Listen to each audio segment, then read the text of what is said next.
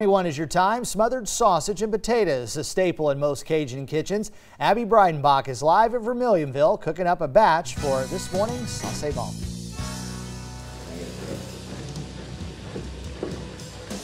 Good morning, Acadiana. We are live at Vermilionville again, and we are cooking up some smothered sausage and potatoes. I'm here with Chef Marcus Bergeron. And so you sliced up your smoked sausage. Yep. That's the meat we chose this morning. I sliced up 2 links of smoked sausage. Okay. And right now you're dicing the potatoes, and then we're going to put them over just some oil. And what level heat are we on right here? So we are on about medium-high heat. You don't want to go too high when you're working with hot oil, so they can burn really quickly, and you just have burned food. So I'm going to go ahead and finish dicing up these potatoes as the sausage is browning. In about 30 seconds or so, I'm going to add the onion and bell pepper. And then as I'm finished dicing up the potatoes, we'll scrape the bottom of the pot with a little bit of water to get that fond off the bottom of the pot, because that's going to make a good gravy. Okay, that sounds like a new vocab word. What was that? It's called fond. It's basically like the, a lot of people probably know it as grimise down here, but it's basically the bits of like stuck food at the bottom of the pot. It's where you get all your flavor and your color for the gravy. Okay, so we don't mind if the food gets a little stuck at the bottom. You want it to, because that's like the base of your flavor profile, if you want to call it that. As you can kind of see how it's getting kind of brown around the sides. We're going to go a little bit longer.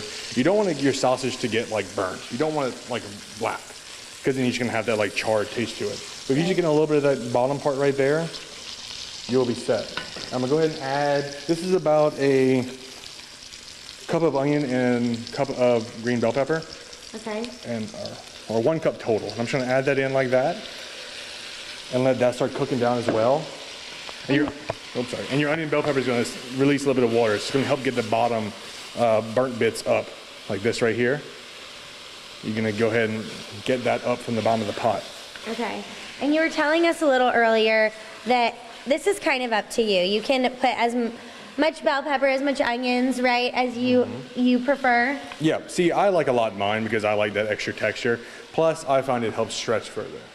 So if you like onions, put more onions. If you like bell pepper, put more bell pepper. Jalapenos, garlic, whatever you like, put it in there. Let it cook down, and then add your potatoes. Okay, so how long would you say do this before you add the potatoes? Well, we want this to be like a little bit translucent. We don't want it to be too dark or too burned. Okay. So I would say about another minute or so cooking this. Okay. I'm going to speed it up a little bit though, just so we can get the potatoes in. Okay. And then from there, we let it come to a boil, and then let it simmer for about 30 to 40 minutes.